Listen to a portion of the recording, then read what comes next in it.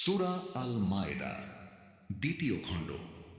বিসমিল্লাহির রহমানির রহিম।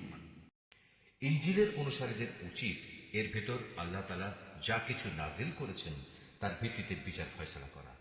কেননা যারাই আল্লাহর নাজিল করা আইনের ভিত্তিতে বিচার করবে না তারাই ফাসেক। হে মুহাম্মদ, আমি তোমার প্রতি সত্য দিন সহ এ কিতাব নাজিল করেছি। আগের কিতাবসমূহের যা কিছু অবিকৃত অবস্থায় তার সামনে মজুদ রয়েছে, এ কিতাব তার সত্যতা স্বীকার করে। শুধু তাই নয়, এ কিতাব সেসব বিধানের হেফাজতকারীও বটে। সুতরাং আল্লাহ তাআলা যেসব বিধি বিধান নাজিল করেছেন তার ভিত্তিতেই তুমি বিচার ফয়সালা করো। আর এ বিচারের সময় তোমার নিজের কাছে যা সত্য দিন এসেছে তা থেকে সরে গিয়ে তাদের খেয়াল খুশির অনুসরণ করো না। আমি তোমাদের প্রতিটি সম্প্রদায়ের জন্য শরীয়ত ও কর্মপন্থা নির্ধারণ করে দিয়েছি। আল্লাহ তাআলা চাইলে তোমাদের সবাইকে একই উম্মত বানিয়ে দিতে পারতেন, বরং তিনি তোমাদের যা দিয়েছেন তার ভিত্তিতে তোমাদের যাচাই বাছাই করে দিতে চেয়েছেন। অতএব ভালো কাজে তোমরা সবাই প্রতিযোগিতা করো, কেননা আল্লাহ তাআলার দিকেই হবে তোমাদের সকলের প্রত্যাবর্তন স্থল। এখানে তোমরা যেসব বিষয় নিয়ে মতভেদ করতে, অতঃপর তিনি অবশ্যই তা তোমাদের স্পষ্ট করে বলে দেবেন। অতএব হে মুহাম্মদ, তোমার উপর আল্লাহ তাআলা যে আইন কানুন নাজিল করেছেন তুমি তারই ভিত্তিতে এদের মাঝে বিচার ফয়সালা করো এবং কখনো তাদের খেয়াল খুশির অনুসরণ করো না, এবং তাদের ষড়যন্ত্র থেকে সতর্ক থেকো। যা কিছু আল্লাহ তাআলা তোমার উপর নাজিল করেছেন তার কোনো কোনো বিষয়ে যেন তারা কখনো তোমাকে ফিতনায় না ফেলতে পারে। অতঃপর তোমার ফয়সালায় যদি এরা মুখ ফিরিয়ে নেয় তাহলে জেনে রেখো আল্লাহ তাআলা তাদের নিজেদেরই কোনো গুনাহের জন্য তাদের কোন রকম মুসিবতে ফেলতে চান। কেননা মানুষের মাঝে অধিকাংশই হচ্ছে অবাধ্য। তবে কি তারা পুনরায় জাহিলিয়াতের বিচার ব্যবস্থা তালাশ করছে? অথচ যারা আল্লাহতে বিশ্বাস করে তাদের কাছে আল্লাহ তাআলার চাইতে উত্তম বিচারক আর কে হতে পারে? হে ঈমানদার লোকেরা, তোমরা কখনো ইহুদি খ্রিস্টানদের নিজেদের বন্ধু হিসেবে গ্রহণ করো না, কেননা এরা নিজেরা সব সময় একে অপরের বন্ধু। তোমাদের মধ্যে কেউ যদি কখনো এদের কাউকে বন্ধু বানিয়ে নেয় তাহলে সে তাদেরই দলভুক্ত হয়ে যাবে। আর আল্লাহ তাআলা কখনো জালেম সম্প্রদায়কে হেদায়েত দান করেন না।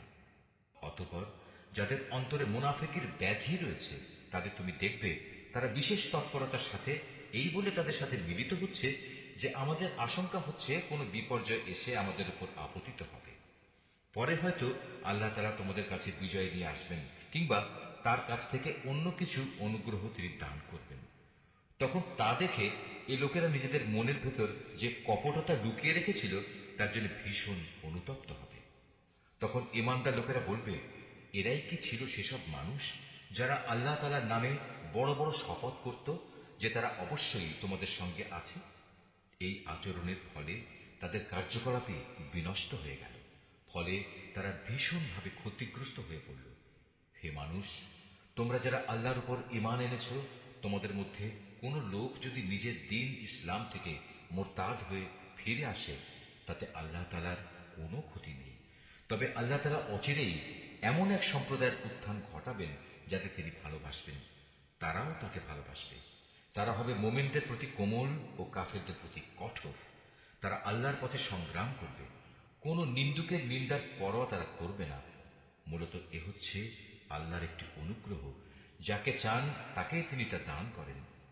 আল্লাহ তাআলা প্রাচুর্যময় ও প্রজ্ঞার আধার।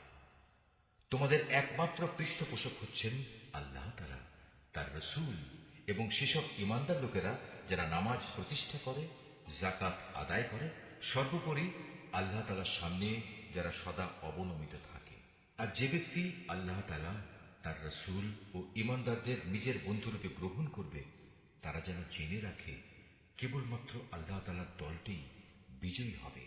হে ঈমানদার লোকেরা, তোমাদের আগে যাদের আল্লাহ তাআলার কিতাব দেওয়া হয়েছিল তাদের মধ্যে যারা তোমাদের দ্বীনকে বিদ্রূপ ও খেল তামাশার বস্তুতে পরিণত করে রেখেছে তাদের এবং কাফেরদের কখনো তোমরা নিজেদের বন্ধু বানিও না। যদি তোমরা সত্যিকার অর্থে মুমিন হয়ে থাকো তাহলে একমাত্র আল্লাহ তাআলাকেই বন্ধু বানাও এবং তাকেই ভয় করো। যখন তোমরা মানুষদের নামাজের জন্য ডাকো তখন এই ডাককে এরা হাসি তামাশা ও খেলার বস্তু বানিয়ে দেয়। এরা হচ্ছে এমন এক সম্প্রদায় যারা হক বাতিলের কিছুই বোঝে না। হে রাসূল, তুমি এদের বলো, তোমরা যে আমাদের কাছ থেকে প্রতিশোধ নিচ্ছ, তার কারণ এই যে আমরা আল্লাহর উপর ঈমান এনেছি এবং আমাদের উপর আগে ও বর্তমানে যা কিছু নাজিল করা হয়েছে তার উপর বিশ্বাস স্থাপন করেছি। আসলে তোমাদের অধিকাংশ মানুষই হচ্ছে গুনাহগার। হে রাসূল, তুমি বলো, আমি কি তোমাদের বলে দেব আল্লাহর কাছ থেকে সবচাইতে নিকৃষ্ট পুরস্কার কে পাবে? সে লোক হচ্ছে যার উপর আল্লাহ তাআলা অভিশাপ দিয়েছেন, যার উপর আল্লাহর ক্রোধ রয়েছে এবং যাদের কিছু লোককে তিনি বানর, কিছু লোককে শুয়োরে পরিণত করে দিয়েছেন, যারা মিথ্যা মাবুদের আনুগত্য স্বীকার করেছে। এরাই হচ্ছে সেসব লোক পরকালে যাদের অবস্থান হবে অত্যন্ত নিকৃষ্ট, এবং দুনিয়াতেও এরা সরল পথ থেকে বহু দূরে বিচ্যুত হয়ে পড়েছে। তারা যখন তোমার সামনে আসে তখন বলে, আমরা ঈমান এনেছি। আসলে তারা তোমার কাছে কুফরি নিয়েই প্রবেশ করছিল এবং তা নিয়েই তোমার কাছ থেকে তারা বেরিয়ে গেছে। তারা মনের ভেতর যা কিছু লুকিয়ে রাখছিল, আল্লাহ সে ব্যাপারে পূর্ণ ওয়াকিবহাল রয়েছেন।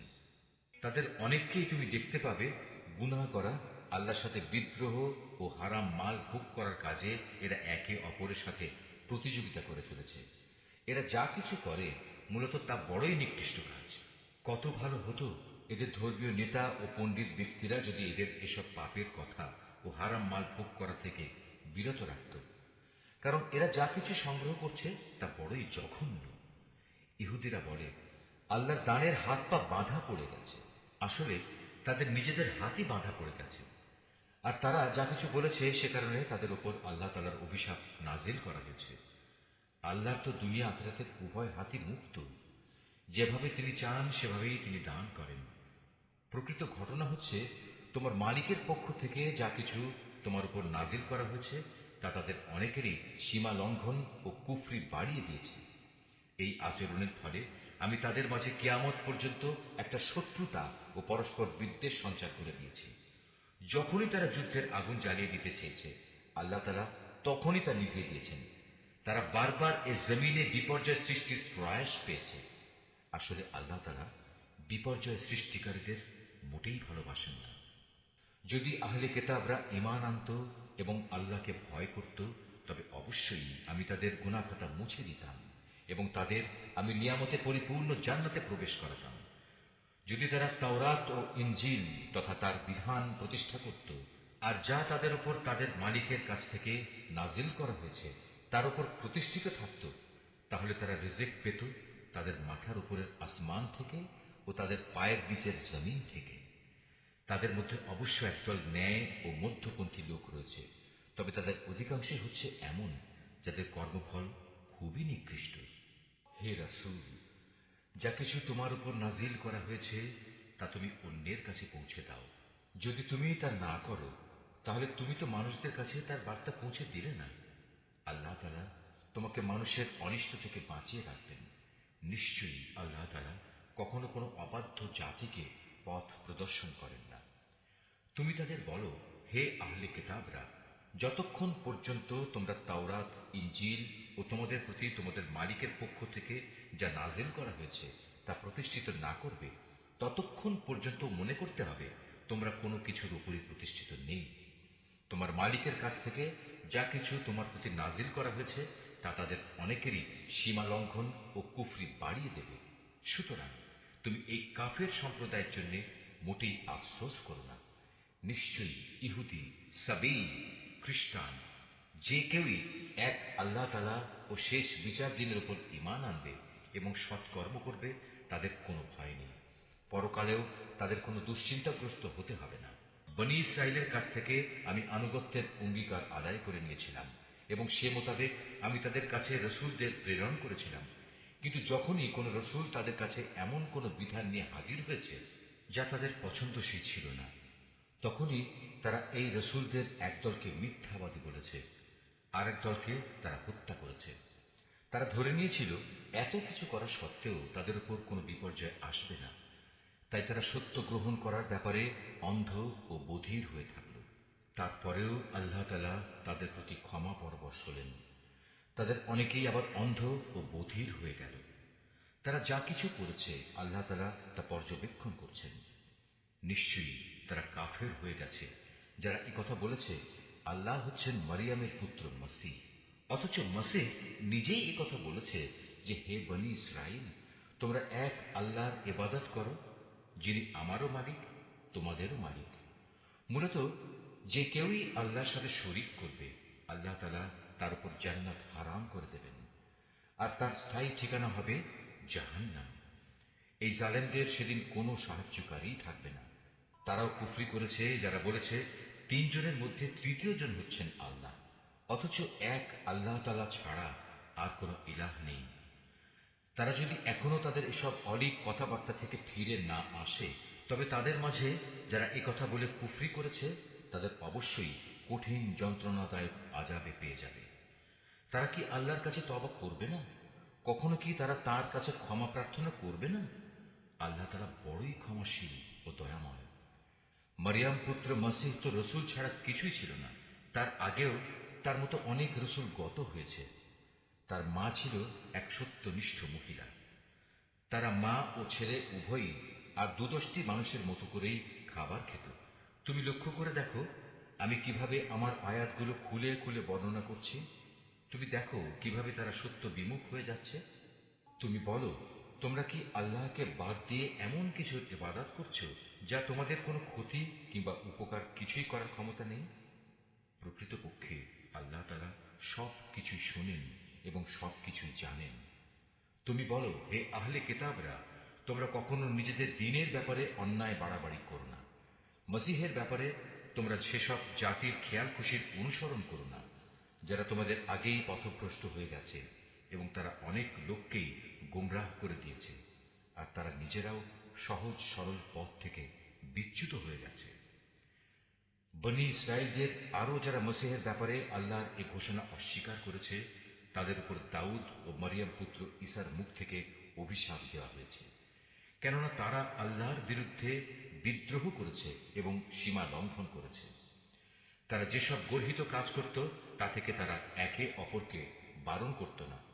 তারা যা করত নিঃসন্দেহে তা ছিল নিকৃষ্ট। তুমি তাদের মাঝে এমন বহু লোককে দেখতে পাবে যারা ইমানদারদের বদলে কাফেরদের সাথে বন্ধুত্ব করতে বেশি আগ্রহী। অবশ্য তারা নিজেরা যা কিছু অর্জন করে সামনে পাঠিয়েছে তাও অতি নিকৃষ্ট। এ কারণে আল্লাহ তাআলা তাদের উপর ক্রোধান্বিত হয়েছেন। এই লোকেরা চিরকাল আযাবেই নিমজ্জিত থাকবে। তারা যদি সত্যি আল্লাহ তাআলা, তার নবী ও তার প্রতি যা নাজিল করা হয়েছে তার প্রতি যথাযথ ঈমান আনত, তাহলে এরা কাফেরদের বন্ধু হিসেবে গ্রহণ করত না। কিন্তু তারা তো অধিকাংশই হচ্ছে গুনাহগার। অবশ্যই তোমরা ঈমানদারদের সাথে শত্রুতার ব্যাপারে ইহুদি ও মুশরিকদেরই বেশি কঠোর দেখতে পাবে। অপরদিকে মুমিনদের সাথে বন্ধুত্বের ব্যাপারে তোমরা সেসব লোককে কিছুটা নিকটতর পাবে যারা বলেছে আমরা খ্রিস্টান। এটা এই কারণে যে তখনও তাদের মধ্যে ধর্মীয় পণ্ডিত ব্যক্তি ও সংসার বিরাগী ফকির দরবেশরা মজুদ ছিল, আর এ ব্যক্তিরা সাধারণত অহংকার করে না। রসুলের উপর যা কিছু নাজিল করা হয়েছে তা যখন এরা শোনে, তখন সত্য চেনার কারণে তুমি এদের অনেকের চোখকেই দেখতে পাবে অশ্রু সজল। নিবেদিত হয়ে তারা বলে ওঠে, হে আমাদের মালিক, আমরা ঈমান এনেছি, তুমি আমাদের নাম সত্যের সাক্ষ্যদাতাদের দলে লিখে নাও। বিশেষ করে আমরা যখন এই প্রত্যাশা করি যে আমাদের মালিক আমাদের সৎ কর্মশীলদের দলভুক্ত করে দেবেন, তখন আল্লাহ তাআলা ও তার কাছ থেকে আমাদের কাছে যা কিছু সত্য এসেছে তার উপর আমরা ঈমান আনব না কেন?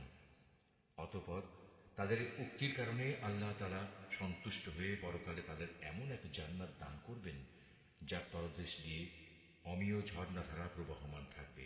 সেখানে তারা হবে চিরস্থায়ী। আর এটা হচ্ছে নেককার লোকদের যথার্থ পুরস্কার। অপরদিকে যারা কুফরি করেছে এবং আমার আয়াতগুলো অস্বীকার করেছে, তাকে মিথ্যা প্রতিপন্ন করেছে, তারা সবাই হবে জাহান্নামের অধিবাসী।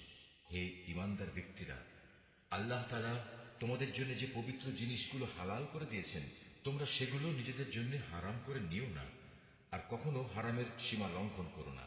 অবশ্যই আল্লাহ তাআলা সীমা লঙ্ঘনকারীদের অপছন্দ করেন। আল্লাহ তাআলা তোমাদের যে হালাল ও পবিত্র রিজিক দান করেছেন তোমরা তা খাও, এবং এ ব্যাপারে সে আল্লাহ তাআলার সীমারেখাকে ভয় করো যার উপর তোমরা ঈমান এনেছ।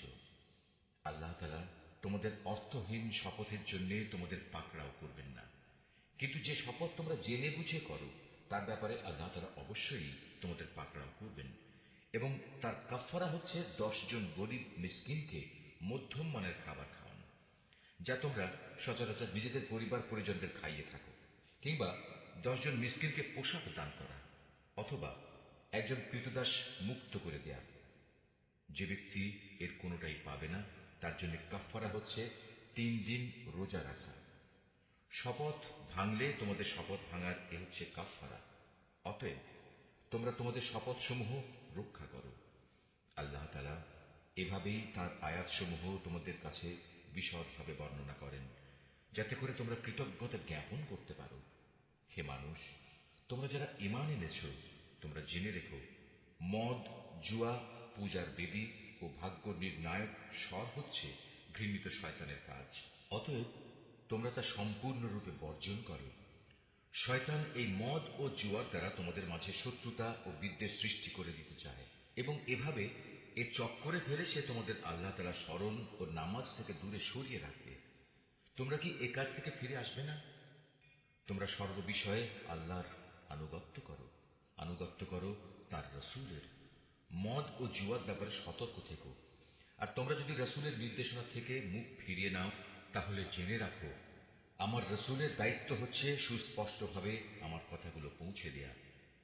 যারা ঈমান এনেছে এবং নেক কাজ করেছে, এ নিষেধাজ্ঞা জারির আগে তারা যা কিছু খেয়েছে তার জন্য তাদের উপর কোনোই গুনাহ নেই। হ্যাঁ, ভবিষ্যতে যদি তারা সাবধান থাকে, আল্লাহর উপর ঈমান আনে এবং নেক আমল করে, অতঃপর আল্লাহ তাআলার নিষেধ থেকে তারা সতর্ক থাকে, একইভাবে যতক্ষণ পর্যন্ত তারা ঈমান আনবে ও নেক আমল করবে, সর্বদা আল্লাহকে ভয় করবে ও সততার নীতি অবলম্বন করতে থাকবে, আল্লাহ তাআলা অবশ্যই তাদের ক্ষমা করে দেবেন। কেননা আল্লাহ তাআলা সৎ কর্মশীল মানুষদের ভালোবাসেন। হে ঈমানদার লোকেরা, ইহরাম বাঁধা অবস্থায় আল্লাহ তাআলা অবশ্যই এমন কিছু শিকারের বস্তু দিয়ে তোমাদের পরীক্ষা নেবেন, যেগুলো তোমরা সহজেই নিজেদের হাত ও বর্শা দ্বারা ধরতে পারো। এর উদ্দেশ্য হচ্ছে যেন আল্লাহ তাআলা একথা ভালো করে জেনে নিতে পারেন যে কে তাকে না দেখে ভয় করে। সুতরাং এর পরেও যদি কেউ সীমা লঙ্ঘন করে, তার জন্য যন্ত্রণাদায়ক আযাব রয়েছে। হে ঈমানদার ব্যক্তিরা, ইহরাম বাঁধা অবস্থায় কখনো শিকার হত্যা করো না। যদি তোমাদের কেউ এ অবস্থায় জেনে বুঝে কোনো শিকারী জন্তু হত্যা করে, তার জন্য এর বিনিময় হচ্ছে সে যে জন্তু হত্যা করেছে তার সমান পর্যায়ে একটি গৃহপালিত জন্তু কোরবানি হিসেবে কাবায় পৌঁছে দেবে, যার ফয়সালা করবে তোমাদের দুজন ন্যায়বান বিচারক ব্যক্তি। কিংবা তার জন্য কাফফারা হবে কয়েকজন গরিব মিসকিনকে খাওয়ানো অথবা সমপরিমাণ রোজা রাখা, যাতে করে সে আপন কৃতকর্মের স্বাদ গ্রহণ করতে সক্ষম হয়। এ নিষেধাজ্ঞা জারির আগে যা কিছু গত হয়ে গেছে আল্লাহ তাআলা তা মাফ করে দিয়েছেন, কিন্তু এরপর যদি কেউ এর পুনরাবৃত্তি করে, তাহলে আল্লাহ তাআলা অবশ্যই তার কাছ থেকে প্রতিশোধ নেবেন। আর আল্লাহ তাআলা পরাক্রমশালী ও প্রতিশোধ গ্রহণে প্রবল শক্তিমান। তোমাদের জন্য সমুদ্রের শিকার হালাল করা হয়েছে, এবং তার খাবার হচ্ছে তোমাদের জন্য ও সমুদ্রের পর্যটকদের জন্য উৎকৃষ্ট সম্পদ। মনে রাখবে, যতক্ষণ পর্যন্ত তোমরা ইহরাম বাঁধা অবস্থায় থাকবে, ততক্ষণ পর্যন্ত শুধু স্থলভাগের শিকারই তোমাদের জন্য হারাম থাকবে। তোমরা ভয় করো আল্লাহ তাআলাকে, যার সমীপে তোমাদের সবাইকে জড়ো করা হবে। আল্লাহ তাআলা খানায়ে কাবাকে সম্মানিত করেছেন মানব জাতির জন্য ভিত্তি হিসেবে। তিনি একে প্রতিষ্ঠা করেছেন। একইভাবে তিনি সম্মানিত করেছেন হজের পবিত্র মাসগুলোকে, কোরবানির জন্তুগুলোকে এবং এ উদ্দেশ্যে বিশেষ পট্টি বাঁধা জন্তুগুলোকে। এসব বিধান এজন্যই দেয়া হয়েছে যাতে করে তোমরা একথা জেনে নিতে পারো যে আকাশমালা ও পৃথিবীর যেখানে যা কিছু আছে আল্লাহ তাআলা তা সবই জানেন, আর নিশ্চয়ই আল্লাহ তাআলা সব বিষয়ে সর্বজ্ঞ। তোমরা জেনে রাখো, আল্লাহ তাআলা শাস্তি দানের ব্যাপারে যেমনি কঠোর, তেমনি পুরস্কারের বেলায় আল্লাহ তাআলা অত্যন্ত ক্ষমাশীল ও পরম দয়ালু। রসূলের দায়িত্ব হেদায়েতের বাণী পৌঁছে দেওয়া ছাড়া আর কিছুই নয়। আর তোমরা যা কিছু প্রকাশ করো, যা কিছু গোপন রাখো, আল্লাহ তাআলা তা সবই জানেন। হে রাসূল, তুমি বলো, পাক এবং নাপাক জিনিস কখনো সমান হতে পারে না। নাপাক জিনিসের প্রাচুর্য যতই তোমাকে চমৎকৃত করুক না কেন। অতএব হে জ্ঞানবান মানুষেরা, তোমরা আল্লাহকে ভয় করো, আশা করা যায় তোমরা সফল কাম হতে পারবে। হে ঈমানদার লোকেরা, আল্লাহর নবীর কাছে এমন সব বিষয় নিয়ে প্রশ্ন করো না যার জবাব প্রকাশ করা হলে তাতে তোমাদেরই কষ্ট হবে। অবশ্য কোরআন নাজিল হওয়ার মুহূর্তে যদি তোমরা সে প্রশ্ন করো তাহলে তা তোমাদের কাছে প্রকাশ করা হবে। এই বিধান জারির আগে যা কিছু হয়ে গেছে তা আল্লাহ তাআলা তোমাদের মাফ করে দিয়েছেন, কেননা আল্লাহ তাআলা পরম ক্ষমাশীল ও ধৈর্যশীল। তোমাদের আগেও কিছু সম্প্রদায় তাদের নবীকে এ ধরনের প্রশ্ন করত, কিন্তু এর পরক্ষণেই তারা তা অমান্য করতে শুরু করল। দেবতার উদ্দেশ্যে প্রেরিত কান ছেঁচড়া বহিরা, দেবতার নামে উৎসর্গীকৃত সায়েবা, দেবতার উদ্দেশ্যে ছেড়ে দেয়া নর ও মাদি বাচ্চা প্রসবকারী ওয়াসিলা ও দেবতার উদ্দেশ্যে ছেড়ে দেয়া 10 বাচ্চা প্রসবকারিণী উশরি হাম, এর কোনোটাই কিন্তু আল্লাহ তাআলা নির্দিষ্ট করে দেননি। বরং কাফেররাই এসব কুসংস্কার দিয়ে আল্লাহর উপর মিথ্যা আরোপ করে, আর এদের অধিকাংশ লোক তো সত্য মিথ্যার তফাৎটুকু উপলব্ধি করে না। যখন এদের বলা হয় আল্লাহ তাআলা যা কিছু নাজিল করেছেন তোমরা সেদিকে এসো, এসো তাঁর রসুলের দিকে, তখন তারা বলে আমরা আমাদের বাপ দাদাদের যে বিধানের উপর পেয়েছি তাই আমাদের জন্য যথেষ্ট। যদিও তাদের বাপ দাদারা সত্য মিথ্যা সম্পর্কে কিছুই জানত না এবং তারা হেদায়েত প্রাপ্তও ছিল না। হে ঈমানদার লোকেরা, তোমাদের নিজেদের দায়িত্ব তোমাদের নিজেদের ওপর। অন্য কোনো ব্যক্তি যদি গোমরাহ হয়ে গিয়ে থাকে তাহলে সে পথভ্রষ্ট ব্যক্তি তোমাদের কোনো ক্ষতি সাধন করতে পারবে না, যতক্ষণ পর্যন্ত তোমরা নিজেরা সঠিক পথের উপর চলতে থাকবে। তোমাদের সবাইকে আল্লাহর দিকেই ফিরে যেতে হবে। অতঃপর আল্লাহ তাআলা তোমাদের সেদিন বলে দেবেন তোমরা কে কি করেছিলে। হে ঈমানদার ব্যক্তিরা, তোমাদের কারো যখন মৃত্যুর সময় এসে উপনীত হয়, ওসিয়ত করার এই মুহূর্তে তোমরা তোমাদের মধ্যে থেকে দুজন ন্যায়পরায়ণ মানুষকে সাক্ষী বানিয়ে রাখবে। আর যদি তোমরা প্রবাসে থাকো এবং এ সময় যদি তোমাদের উপর মৃত্যুর বিপদ এসে পড়ে, তখন বাইরের লোকদের মধ্যে থেকে দুজন ব্যক্তিকে সাক্ষী বানিয়ে নেবে। পরে যদি এ ব্যাপারে তোমাদের কোনো সন্দেহ দেখা দেয় তাহলে সাক্ষী দুজনকে নামাজের পর আটকে রাখবে। অতঃপর তারা আল্লাহর নামে কসম করে বলবে আমরা কোনো সাক্ষ্যের খাতিরে এ সাক্ষ্য বিক্রি করব না। এর কোনো পক্ষ আমাদের ঘনিষ্ঠ আত্মীয় হলেও নয়। আমরা আল্লাহর জন্য এ সাক্ষ্য গোপন করব না। আমরা যদি তেমন কিছু করি তাহলে আমরা গুনাহগারদের দলে শামিল হয়ে যাব। পরে যদি একথা প্রকাশ পায় এ বাইরের দুজন সাক্ষী অপরাধে লিপ্ত ছিল, তাহলে আগে যাদের স্বার্থহানি ঘটেছিল তাদের মধ্যে থেকে দুজন সাক্ষী তাদের স্থলাভিষিক্ত হবে। তারা এসে আল্লাহর নামে শপথ করে বলবে আমাদের সাক্ষ্য অবশ্যই তাদের সাক্ষ্য অপেক্ষা বেশি সত্যভিত্তিক হবে। আমরা সাক্ষ্যের ব্যাপারে সীমা লঙ্ঘন করিনি। আমরা যদি তেমনটি করি তাহলে আমরা জালেমদের দলভুক্ত হয়ে পড়ব। এই পদ্ধতিতে মানুষদের ঠিকমতো সাক্ষ্য দানের অধিকতর সম্ভাবনা আছে, অথবা তারা অন্ততপক্ষে এ ভয় করবে যে তাদের কসম করার পর আবার অন্য কোনো কসম দ্বারা তা বাতিল করে দেয়া হবে। তোমরা আল্লাহ তাআলাকে ভয় করো এবং রসুলের কথা শোনো। আল্লাহ তাআলা কখনো পাপী লোকদের সৎপথে পরিচালিত করেন না। যেদিন আল্লাহ তাআলা সকল রসুলকে একত্রিত করে জিজ্ঞাসা করবেন তোমাদের দাওয়াতের প্রতি মানুষদের পক্ষ থেকে কিভাবে সাড়া দেওয়া হয়েছিল, তারা বলবে আমরা তো তার কিছুই জানি না, যাবতীয় অদৃশ্য বিষয় তুমিই পরিজ্ঞাত। স্মরণ করো যখন আল্লাহ তাআলা বলবেন হে মারিয়াম পুত্র ঈসা, আমার সেই নিয়ামতের কথা স্মরণ করো যা আমি তোমাকে ও তোমার মাকে দান করেছিলাম। যখন আমি পবিত্র আত্মা দিয়ে তোমাকে সাহায্য করেছিলাম, তুমি মানুষের সাথে যেমনি দোলনায় থাকতে কথা বলতে তেমনি বলতে পরিণত বয়সে। আমি যখন তোমাকে কিতাব, জ্ঞান বিজ্ঞান, তাওরাত ও ইনজিল দান করেছিলাম, তখন তুমি আমারই হুকুমে কাঁচা মাটি দিয়ে পাখি সদৃশ্য আকৃতি বানাতে, অতঃপর তাতে ফুঁ দিতে, আর আমার আদেশক্রমেই তা পাখি হয়ে যেত। আমারই হুকুমে তুমি জন্মান্ধ ও কুষ্ঠ রোগীকে নিরাময় করে দিতে। আমারই আদেশে তুমি মৃতদেহ থেকে জীবন বের করে আনতে। পরে যখন তুমি তাদের কাছে নবুয়তের এসব নিদর্শন নিয়ে পৌঁছলে, তখন তাদের মধ্যে যারা তোমাকে অস্বীকার করেছিল তারা বলল এই নিদর্শনগুলো জাদু ছাড়া আর কিছুই নয়। তখন আমি তোমার কোন অনিষ্ট সাধন থেকে বনী ইসরাইলদের নিবৃত্ত করে রেখেছিলাম। আরো স্মরণ করো যখন আমি হাওয়ারীদের অন্তরে এই প্রেরণা দিয়েছিলাম যে তোমরা আমার প্রতি ও আমার রসুলের প্রতি ঈমান আনো। তারা বলল হে মালিক, আমরা তোমার উপর ঈমান আনলাম, তুমি এ কথা সাক্ষ্য থেকো যে আমরা তোমার অনুগত ছিলাম। অতঃপর যখন এই হাওয়ারীদের দল বলল, হে মারিয়াম পুত্র ঈসা, তোমার মালিক কি আসমান থেকে খাবার সজ্জিত একটি টেবিল আমাদের জন্য পাঠাতে পারেন না? ঈসা জবাব দিল, সত্যি যদি তোমরা মোমেন হয়ে থাকো তাহলে কোনো অহেতুক দাবি পেশ করার ব্যাপারে তোমরা আল্লাহ তাআলাকে ভয় করো। তারা বলল, আমরা শুধু এটুকুই চাই যে আল্লাহর পাঠানো সেই টেবিল থেকে কিছু খাবার খেতে, এতে আমাদের মন পরিতৃপ্ত হয়ে যাবে। তাছাড়া এতে করে আমরা এও জানতে পারব তুমি আমাদের কাছে সঠিক কথা বলেছ। আমরা নিজেরাই সত্যের পক্ষে সাক্ষী হয়ে থাকতে চাই। মারিয়াম পুত্র ঈসা আল্লাহর দরবারে বলল, হে আল্লাহ, হে আমাদের মালিক, তুমি আমাদের জন্য আসমান থেকে খাবার সজ্জিত একটি টেবিল পাঠাও। এ হবে আমাদের জন্য, আমাদের পূর্ববর্তী ও আমাদের পরবর্তীদের জন্য তোমার কাছ থেকে পাঠানো একটি আনন্দ উৎসব। সর্বোপরি এটা হবে তোমার কুদরতের নিদর্শন। তুমি আমাদের রিজিক দাও, কেননা তুমি হচ্ছ উত্তম রিজিক দাতা। আল্লাহ তাআলা বললেন, হ্যাঁ, আমি তোমাদের কাছে তা অচিরে পাঠাচ্ছি। তবে এর পরেও যদি তোমাদের কেউ আমার ক্ষমতা অস্বীকার করে তাহলে তাকে আমি এমন কঠিন শাস্তি দেব যা আমি সৃষ্টিকুলের কাউকেই আর দেব না।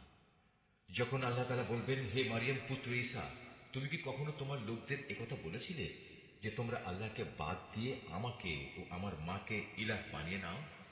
এ কথার উত্তরে সে বলবে, হে আল্লাহ, সমগ্র পবিত্রতা তোমার জন্যে। এমন কোনো কথা আমার পক্ষে শোভা পেত না যে কথা বলার আমার কোনো অধিকারই ছিল না। যদি আমি তাদের এমন কোনো কথা বলতামই তাহলে তুমি তো অবশ্যই তা জানতে।